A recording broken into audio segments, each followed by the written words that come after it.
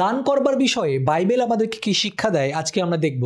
তার মথি তার 6 অধ্যায় সেখানে বলছে, সাবধান, লোককে দেখাবার জন্য ধর্মকর্ম করো না, যদি করো তবে তোমাদের স্বর্গস্থ পিতার কাছ থেকে কোনো পুরস্কার পাবে না। দান করবার বিষয়ে শিক্ষা দেবার আগেই আমাদেরকে বাক্য বলছে সাবধান।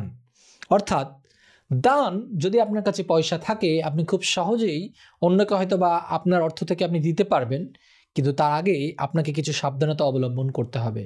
এবং সেখানে এই জন্যই বলছে যে যখন আমাদের কাছে অর্থ থাকে বা টাকা থাকে, আমরা যখন দান করি লোকদের দেখানোর জন্য আমরা কিন্তু দান করে থাকি। আর এই যে দান, হয়তো বা সেই লোকটি কোনোভাবে উপকৃত হচ্ছে, কিন্তু আপনি যে দানটা দিচ্ছেন আসলে তার কোনো গ্রহণযোগ্যতা নেই প্রভুর কাছে। এবং সেই জন্য সেখানে বলছে যে স্বর্গস্থ পিতার কাছ থেকে কিন্তু কোনো পুরস্কার তুমি পাবে না। এবং এরপরে বলছে, এই জন্য যখন তুমি গরিবদের কিছু দাও তখন ভণ্ডদের মতো করো না, তারা তো লোকদের প্রশংসা পাবার জন্য সমাজ ঘরে এবং পথে পথে ঢাক ঢোল বাজিয়ে ভিক্ষা দেয়। আমি তোমাদের সত্যিই বলছি তারা তাদের পুরস্কার পেয়ে গেছে।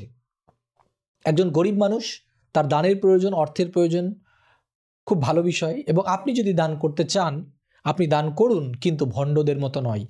বর্তমান সময়ে বর্তমান লোকেরা যখন তারা দান করতে চায়, তারা চায় যে সমাজ গৃহে অর্থাৎ মণ্ডলীর মধ্যে বা সমাজের মধ্যে তারা একটা ডোনেশন দিতে চায় বা অর্থ দিতে চায়, যেন লোকেরা, অনেক লোকেরা সেখানে জানতে পারে, যেন লোকেরা তাকে বাহবা দেয়, প্রশংসা দেয়। এবং যখন তারা ভিক্ষা দেয় লোকদেরকে, তখন ঢাকঢোল পিটিয়ে বা লোকদেরকে আরও জানিয়ে আমি আমি দান করছি। এবং এর ফলে তারা তাদের পুরস্কার কিন্তু পাবে। কি পুরস্কার পাবে? আসলে ঈশ্বরের কাছ থেকে তারা কোনো পুরস্কারই পাবে না, এটাই হচ্ছে তাদের পুরস্কার।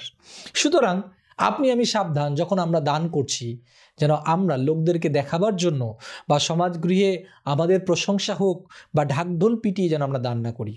কিছু কিছু ক্ষেত্রে দান যেন আমরা করি, সেই শিক্ষা দেবার জন্য অনেক সময় আমরা দান করি এবং সেটাকে লোকদের কাছে প্রকাশ করি যে দান করতে হবে। সেটা আলাদা বিষয়, সেটার উদ্দেশ্যটা বা সেই উদ্দেশ্য আপনার কি রয়েছে ভেতরে সেটা আলাদা বিষয়। কিন্তু যদি আপনি আপনার নিজের প্রশংসা পাবার জন্য বা আপনার বাহবা লোকেরা দেবে সেই জন্য, বা নিজেকে জাহির করার জন্য, নিজের নামকে উচ্চকিত করার জন্য যদি দান করে থাকেন, তাহলে কিন্তু সমস্যা।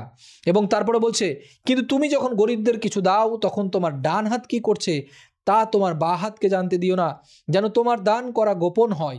তাহলে তোমার পিতা যিনি গোপনে সব কিছু দেখেন তিনিই তোমাকে পুরস্কার দেবেন। এবার প্রকৃত পুরস্কার যদি আপনাকে পেতে হয়, তাহলে গরিব, অসহায়, ভূমিহীন বা যার প্রয়োজন রয়েছে, আপনার যতটুকুই থাকুক না কেন, যদি আপনার ইচ্ছা থাকে দান করার, আপনার অল্প থেকেও আপনি লোকদেরকে কিন্তু দান করতে পারেন, কিন্তু সেটা হওয়া উচিত গোপনে। সেটার জন্য কাউকে ঢাকঢোল পিটাতে হবে না, সেটার জন্য আপনাকে কোনো কিছুকে পোস্ট করতে হবে না, সেটার জন্য আরও 10 জন লোককে আনতে হবে না, ছবি তুলতে হবে না, কোনো কিছু করতে হবে না। যখন আপনি দান করেন গোপনে দান করুন, সেটা সামনে না আনাই ভালো। সেটাই কিন্তু বাক্য আমাদেরকে শিক্ষা দিচ্ছে। কারণ কি, যখন আমরা আসলে যদি চেষ্টাও করি অনেক সময় যে হ্যাঁ আমি মন থেকে দান করতে চাই লোকদেরকে, কিন্তু যখন ঢাকঢোল পিটিয়ে করি তখন শয়তান সুযোগ নেয় আমাদের মধ্য থেকে, যেন আমরা নিজেরা অহংকার হয়ে পড়ি। ও আমি একজন বিশাল দানশীল ব্যক্তি। আসলে প্রকৃত দানশীল হচ্ছেন প্রভু যীশু খ্রিস্ট, যিনি আমাদেরকে দান দেওয়া শিখিয়েছেন এবং যিনি দিয়েছেন বলেই আমরা দান করতে পারছি।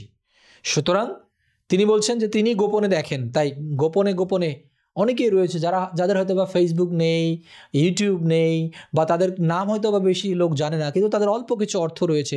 তারা সেই অর্থ থেকে গ্রামগঞ্জে ছোট ছোট আকারে বিভিন্ন লোকদেরকে তারা কিন্তু সাহায্য করে থাকে। ঈশ্বর তাদেরকে চেনেন, ঈশ্বর তাদেরকে জানেন, ঈশ্বর তাদেরকে আরও আরও আশীর্বাদকৃত করুক, আমাদের সেই প্রার্থনা। এবং আসুন, দান করার বিষয়ে আমরা যে শিক্ষা পেয়েছি, ছোট্ট শিক্ষা, ছোট্ট বাইবেল ভার্স, কিন্তু খুব খুব গুরুত্বপূর্ণ আপনার আমার জন্য। আসুন আমরা শেষ করার আগে ছোট্ট একটা প্রার্থনা করি। প্রভু, তোমাকে ধন্যবাদ দিই তোমার বাক্যের জন্য। যখন আমরা দান করব যেন তোমার বাক্য অনুসারে দান করতে পারি, যেভাবে আমাদেরকে নির্দেশ দিচ্ছে প্রভু যীশু। আমরা অনেক সময় অহংকার এনে ফেলি। অনেক সময় আমরা নিজেদেরকে অনেক বেশি দানশীল মনে করি, অনেক সময় লোকদেরকে দেখানোর জন্য, আমরা প্রশংসা পাবার জন্য অনেক চেষ্টা করি। প্রভু যিশু, এই সমস্ত বিষয় আমাদের মধ্য থেকে তুমি দূর করো, যেন যা কিছু হবে তা যেন আমরা অন্তর থেকে লোকদের জন্য করতে পারি, তোমাকে ভালোবেসে করতে পারি, এবং গোপনে প্রভু যিশু যেন লোকদের, যাদের সত্যিকার অর্থে প্রয়োজন রয়েছে, যেন তাদেরকে আমরা দান করতে পারি। এই শিক্ষা যেমনি করে বাক্যে রয়েছে, নিজেও যেন সেই শিক্ষা অনুসারে চলি, অন্যকেও সেই শিক্ষা আমরা দিতে পারি। তুমি আমাদের সঙ্গে থাকো, সঙ্গে চলো। এই প্রার্থনা প্রিয়তম প্রভু যীশু খ্রিস্টের নামে চাইলাম, আমেন, আমেন, আমেন।